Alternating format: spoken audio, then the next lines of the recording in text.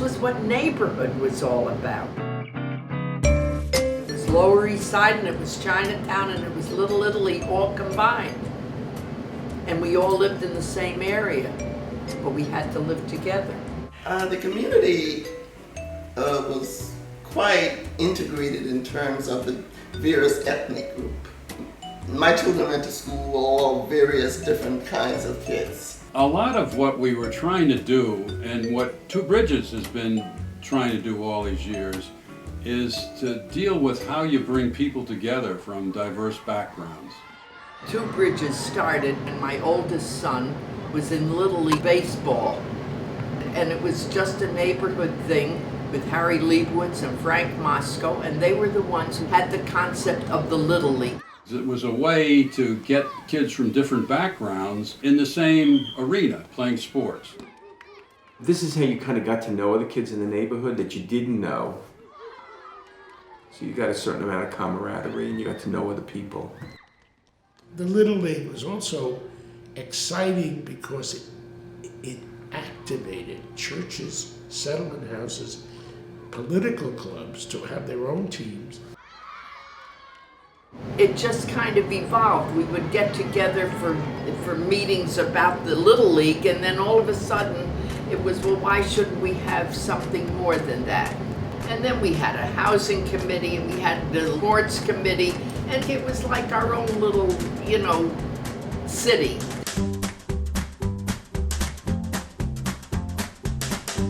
We had a Two Bridges Neighborhood Council newspaper. This wasn't a Lower East Side newspaper. This was the Two Bridges Neighborhood Council's own newspaper. Having community people writing stuff, I think is really one way to get the word out. Well, the newspaper was meant to introduce new families that were moving in. Maybe the people that are moving in are so unfamiliar to us that we have to kind of do an article about them so you do know who they are. The education committee was very vibrant. Perhaps it was the most active. They started a program called the Parent Development Program. This program was quite unusual because it took primarily women who didn't have more than maybe a grade school education. They were trained to do remedial reading and went into our local schools and helped the teachers. A couple of these women went on to get college educations. We really got parents motivated and involved and really getting involved with their school system and making a difference for their children in education. I mean, I remember we used to have graduation ceremonies when they graduated from parent development program, and it was all, and I used to sit there and cry because it was very emotional. With all of these neighborhood leaders, every chairperson was of and from the community and had their kids in the school.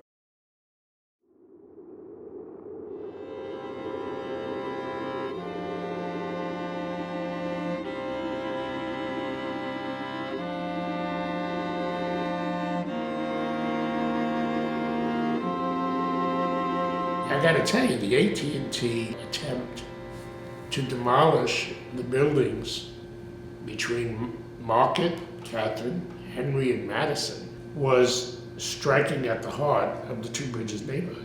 The word I got that they were going to build a power station down there because they had to support Wall Street, which was growing immensely. That's when I think some people in Two Bridges found out about it. They started forming committees, and the big committee was the We Won't Move committee.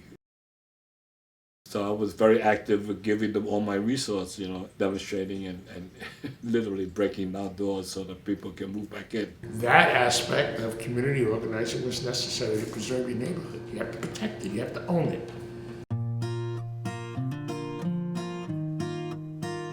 But one of the things that Two Bridges is most known for through the years is housing.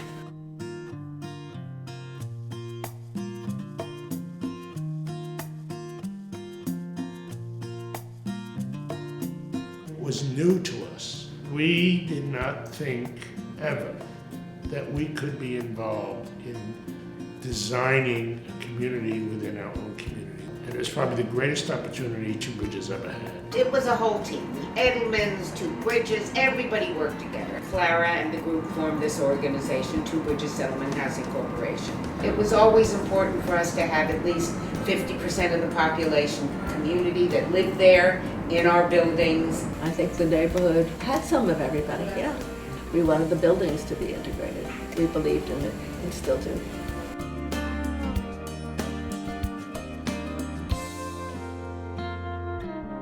One of the greatest things they did for the neighborhood was when its pathmark opened. And I cut the ribbon for the ceremony when it opened, and it made life so much easier because there really wasn't any kind of a supermarket. And then it also afforded jobs for people, which was another very fine thing. They promised jobs for the community. So there were jobs during construction, and then there were 200 permanent jobs. Two Bridges Neighborhood Council really took on a role and has grown that role and has been an important part of the stability, I think, of the neighborhood.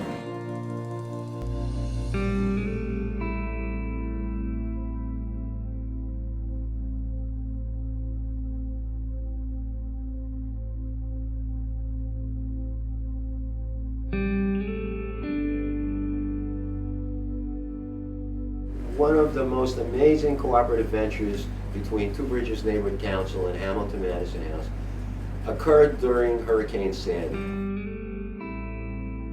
We became the hub of the relief efforts in the Two Bridges Chinatown area. We were able in just such a short amount of time to gather the people power and the resources that this community needed to really get through those days without the power. Sandy really opened everyone's eyes on what became a national conversation about mitigation.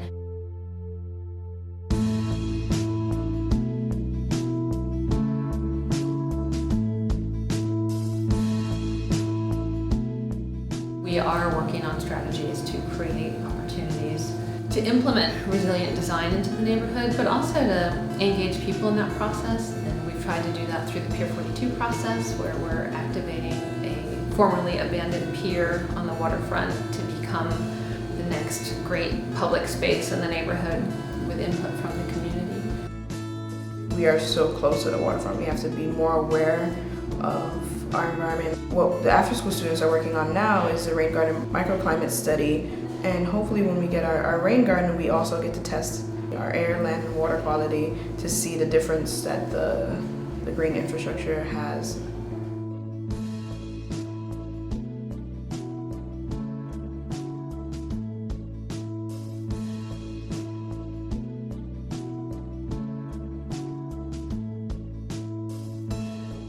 Pathmark served our community for 20-something years, almost 30 years. And when it closed down, there was a perception that the goods and services were no longer made available. We started off with what we call our Two Bridges Neighborhood grocery guides. The grocery guides outline all of the stores that are available in this neighborhood. The second approach that we took was to start the Two Bridges Neighborhood walking tours, which I'm the host of. The theme of the tours are usually how to shop for a family of 4 on a budget of only $10. Two Bridges Neighborhood Council had always wanted a music program. I think it's a privilege to work with the people in the community. We have 34 students now within a year. I gotta tell you, there is no other organization like this one. It goes from sponsoring historic districts to running after-school programs, to building affordable housing, to advocating for affordable housing, advocating for tenants' rights, and building up a community. It's resiliency, it's responding to a changing climate, it's responding to the East River. It's multifaceted, and I think we're blessed that it is. And working here is a joy because it's so filled with variety and expertise that forms a team supportive of each other's expertise and objectives. And it's, in that sense, unlike any other organization.